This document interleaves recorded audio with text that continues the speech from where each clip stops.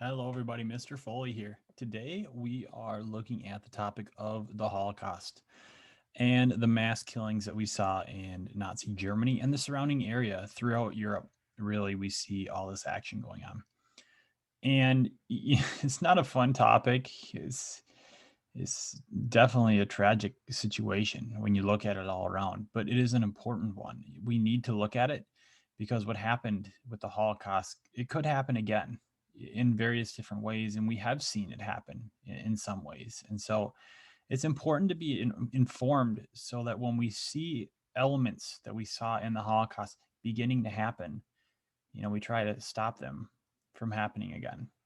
So we're going to look through this topic and get a feel for not only what happened, but how did it build up to the point where people were allowed to be killed by the thousands? So that's what we're going to do. So here we go. Now, the first thing to know is your definition. The Holocaust is defined as a systematic killing of 6 million Jews by Nazi Germany. This was planned and coordinated by the German government. Sometimes people like to think it was just Adolf Hitler doing it. It wasn't just Adolf Hitler. Tens of thousands of people were needed to not only find Jewish people, but to gather them together, to provide transportation to work camps, to watch them in the camps, and to kill them. And so this was a massive effort by lots of different people, not just Adolf Hitler. And so we have to get beyond that idea that one person caused this. He may have been the biggest cause, but he certainly wasn't the only. So thousands of people were needed to make it happen, and it took massive amounts of time and effort by the Germans, and a lot of money too. Nothing about this was cheap. And so it really shows how important it was to Nazi Germany, to the ideals that they had to remove those they saw as impure and just lower class. And the biggest note there, Adolf Hitler couldn't have done this alone. So we love to pin it on one person because then it makes it look better for society. But the reality is, Germany allowed this. Other countries allowed this. Um, Thousands of people allowed this. So what I like to start off with is a scene from Band of Brothers. They call this scene "Why We Fight." I can't play it on here, or YouTube will take my video down. But if you go into the Holocaust slides, you can go to this one and watch this video. It's about 5 minutes, and it shows the 101st Airborne when they discover a concentration camp, and they really hadn't had much experience with that before, and just some of the things they saw. Now, is it exactly accurate? It's not perfect. Is it, real Holocaust victims? No, but it is based on what happened, and I think there's an importance of being able to see what they may have seen. So take some time right now, stop this video, go find this one in my Google Slides. It'd be worth taking a look at. So after I play the video, I move on to read an article by a man named Donald Burgett. Whoa, I'm going off the page here. Sorry, let me make myself a little smaller here. Perfect. All right, so I'll go over here. Donald Burgett was with the 101st Airborne. He's a paratrooper. He wrote a lot of different books, and this one was called Beyond the Rhine. I love his books because he's very authentic and honest about what he saw and what happened. And so he's writing about going into this concentration camp, and the next few slides are going to go over that. So here's what he said. Most inmates appear near death, walking skeletons. A few who were in slightly better condition than the others came stumbling, holding their arms out to us, wanting to embrace, to thank us for their liberation. As much compassion as we felt for them, we just couldn't bring ourselves to accept their hugs, for they looked near death, had dysentery caked down their legs, large open sores on their arms and legs, and they looked as though they might have had lice and other vermin. Our medics and others went to fetch help, returning a short time later with a group of nuns. I think they were nuns. They wore full ground length dark blue dresses with white hats that had starched cloth gull like wings sticking outward on either side. Immediately, they began caring for those poor, miserable creatures we had just liberated, carrying some into what happened to be an infirmary, others to huts that had beds. A few in critical condition were made to lie on the ground where they were, to be made as comfortable as possible with blankets in their last moments of life. Many smiled as they passed on, knowing they had died and freedom. And so you're seeing people who have not been given medical care for years or, good bathing situations and different things like that. And they're just so happy to see that they may die free, which is so sad. So he continues on. Troopers were wandering freely about the camp. Carl Angeli, Harold Phillips, Leonard Benson, and I entered some of the buildings, hardly believing what we saw there. The whole camp was one large torture camp. Inmates, as we later learned from the prisoners, had been strapped to tables and dissected while alive and aware, without the benefits of any anesthetics whatsoever. In one room that was evidently a filthily kept crude operating room with a wood framed operating table, I saw where spurts of living blood had sprayed dotted in solid streams on the walls and across the ceiling. Blood covered the four walls as high as our shoulders. Slaughterhouses in the States weren't this messy and blood spattered. We found it hard to accept. I visualized naked victims fastened to the table with the heavy medical restraining straps lying on the floor at our feet, and while conscious, having a doctor, oblivious to their screams and pleas for mercy, methodically cut them apart, one bit at a time. So just blood everywhere caked on the walls from experiments. And the Nazis were well known for the experiments they did. It was not unusual that they would cut people apart alive or do other things that today you can never do without going to prison. The final part that we'll read. Outside, we interviewed women who were able to walk and associate with others.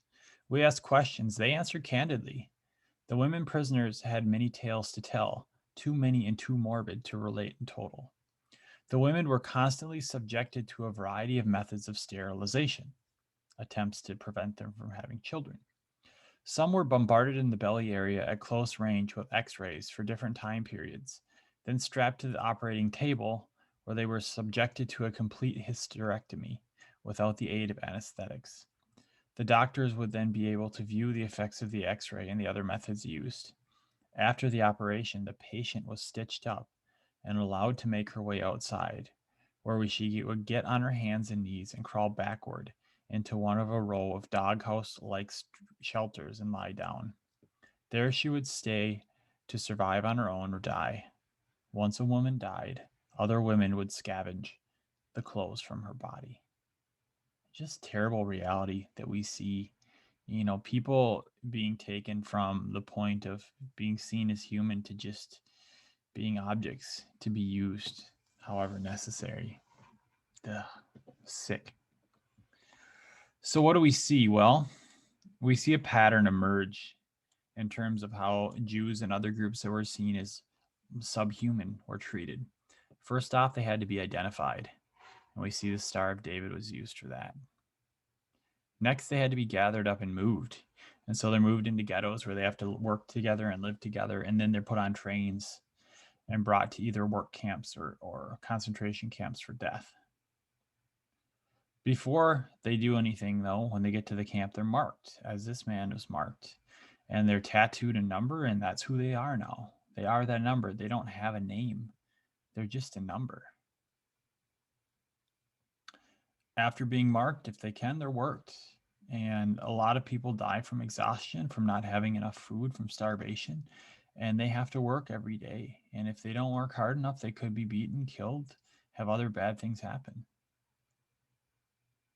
In the final stage is killing. You can see the remains of a Holocaust camp here after it's been liberated, but unfortunately, these people here did not survive. And we see in the gas chambers and other areas just massive amounts of death. That is tragic to see. So, the question I think we need to ask ourselves when we look at topics like this is, how could this occur? How could a society get to the point where they're allowing these things to happen? Well, it follows a pattern. And we see this pattern a lot when we look at hatred and racism. It's not new. It happens continuously. And if we don't watch out, we see it in our own society.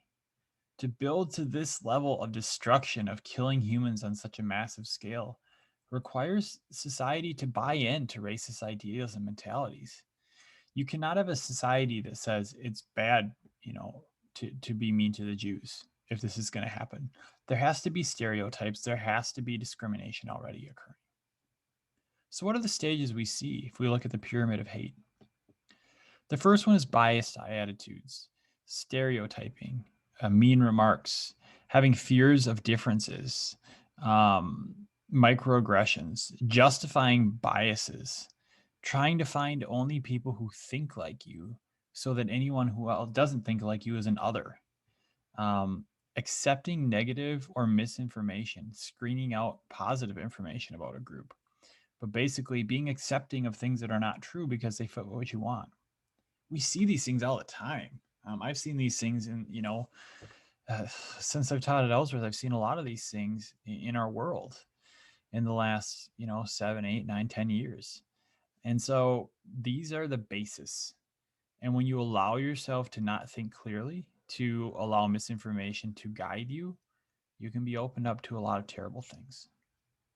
Now, the next one is acting on that bias. Once the bias is set, people start to do things: bullying, ridiculing, name calling, slurs, okay, avoiding certain groups, dehumanizing a group, having biased jokes and different things like that. And people, they always say, oh, it's not a big deal. But what you're doing is you're taking a whole group of people and making them seem less or dehumanizing them. And if you dehumanize a group, you set the stage to allow for people to do even worse things. And the third one is actual discrimination: economic with finances and business, political with government, educational discrimination, unemployment discrimination at your job, housing discrimination, segregation, criminal justice disparities. We saw this with the Jews and other groups, but let's be honest, we saw this with Black Americans as well. Economic and employment discrimination. A lot of African Americans couldn't have jobs in certain businesses, they weren't even allowed in. Political discrimination. We see all kinds of things in the late 1800s, early 1900s, up till the 1960s, where it's very clear we're trying to stop as a nation Black Americans from voting. Educational discrimination, the whole idea of Plessy versus Ferguson and separate but equal. Schools were not equal. Black Americans did not have the same rights to gain education in a lot of places in the first half of the 20th century. And so all these things we've seen in our country, but they also happened in Europe as well. The next level is bias motivated violence: murder, rape, assault, arson, terrorism, vandalism, desecration, threats. And so now we're getting very violent. And all these things fit in terms of American history. If we look at treatment towards Black Americans, treatment towards American Indians, at times we've seen these, which is really terrible, but they've been there, and we saw that in Germany as well.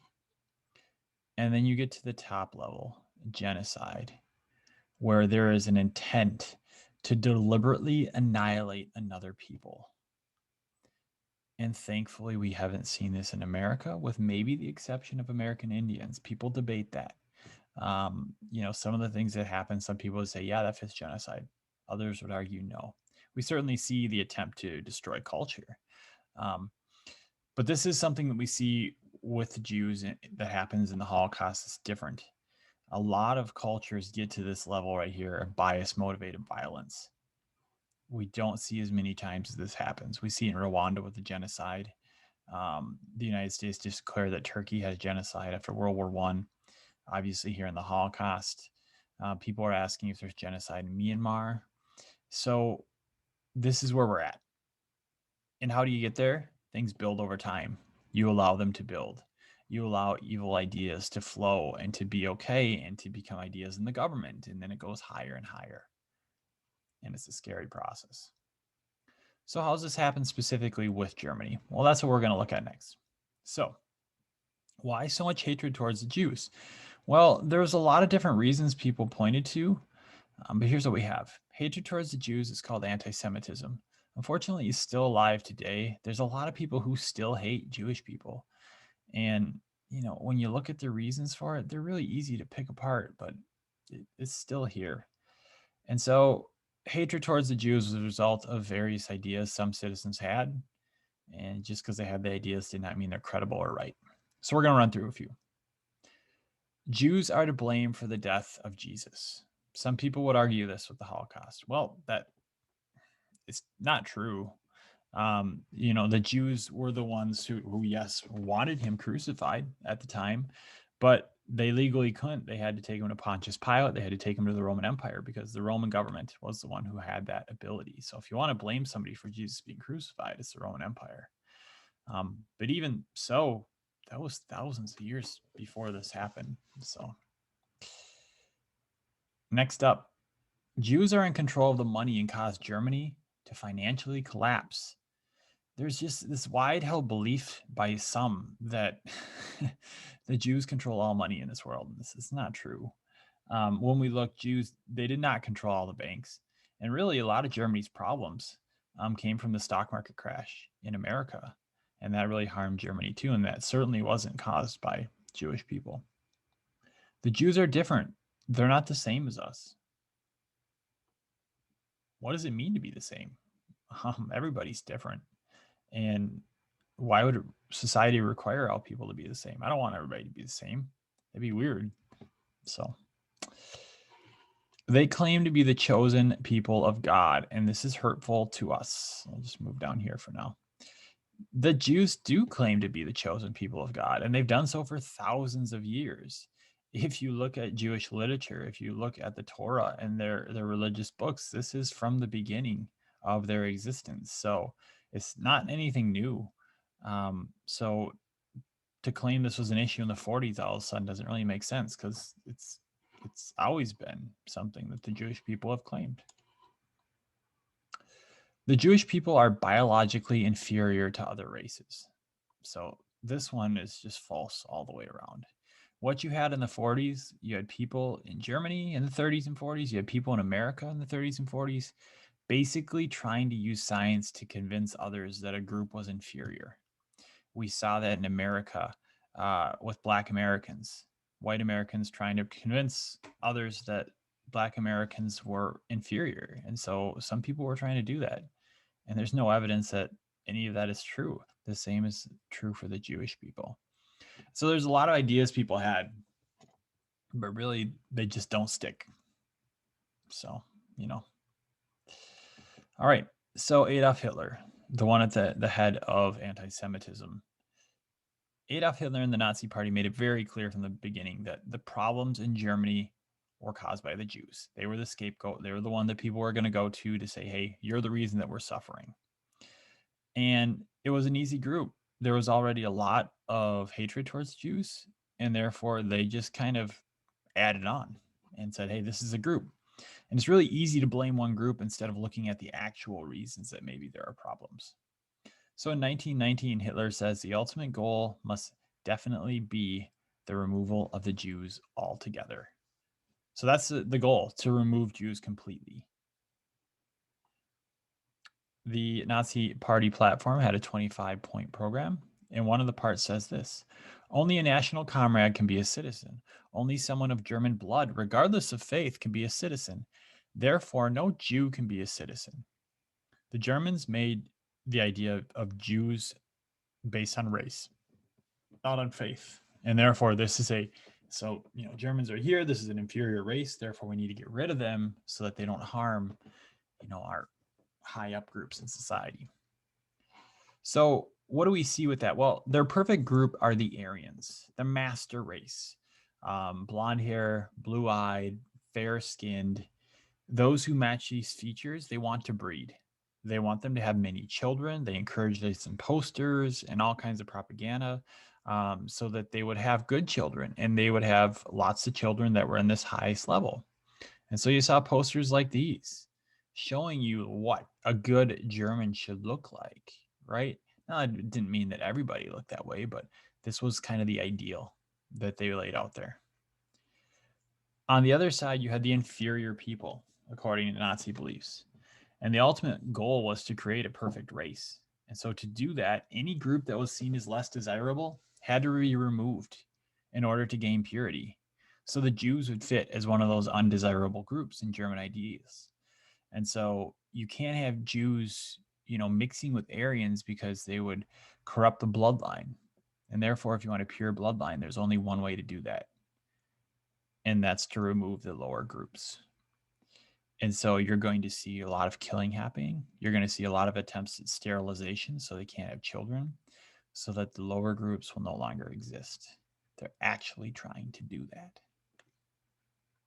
So in class, I'm going to hand out Holocaust cards. These come from the United States Holocaust Memorial Museum, and each one shows the story of one person who went through the Holocaust. It may be a Jew, maybe somebody from another group, and it tells about their life, if they survived the war or not. And then we kind of compare what happened. So if you want to go into Google Classroom, look at Holocaust cards in the 2 World War section, you can take a look at one or two. They're kind of interesting to see, what people went through and where they're from and different things like that. So when we look at those, we start to see, okay, who are the groups that are considered inferior that were trying to be eliminated? The Jews, obviously. Political opponents, which is just convenient. Like, oh, you oppose me, let's just kill you off. A lot of political opponents to Hitler died. Church leaders, because they would speak up against what was happening. Sometimes they would help to hide Jews and things like that too. The Roma or Sinti, sometimes if you've ever heard of the Gypsy, these are people who had their own group. Um, the German Nazis saw them as different, and so they wanted them eliminated. Anyone who helped a Jew, if you helped Jewish people out, you're kind of on the hit list. Polish people. The reason they wanted to kill the Polish people is because they saw them as inferior, but also they wanted Polish land. They saw Polish land as a way to expand, to have more land, and to feed their people. And so you need to get rid of the Polish to have that land. Jehovah's Witnesses, they were just viewed as different. They didn't fit the mainstream, and so they thought they shouldn't be around. Homosexuals, the inability to procreate, to have children, because the relationship was seen as not okay. And so the fact that it wasn't a heterosexual union with the goal of creating children did not fit the plan for Nazism. Africans and Asians, very far off from blonde hair, blue eyed.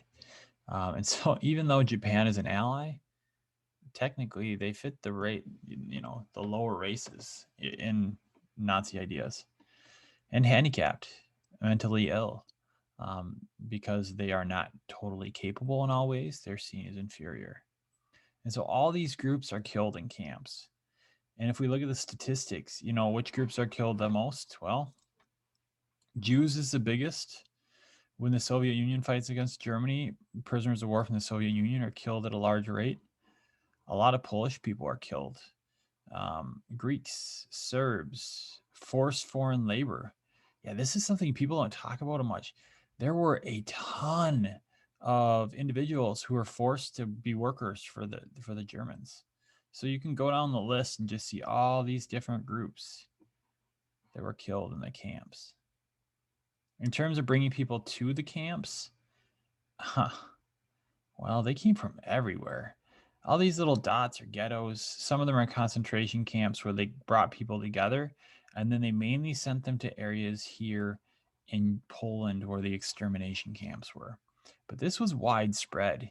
You had areas all over Europe that are bringing in Jews and other, lesser people, according to the Germans, to kill and destroy them, which is crazy to think about. So that's where we're going to stop with this video. I'll have a second one that goes into the actual steps the Germans took to get here. But for right now, this is what we see. This is what happens with it. These are some of the reasons and ideals behind it. And it's not a pretty picture. And we need to learn from the Holocaust to do everything we can to stop the hate that would allow something like this to happen again. So, as always, contact me if you have questions, and we will look another time at the rest of this, and there'll be another video.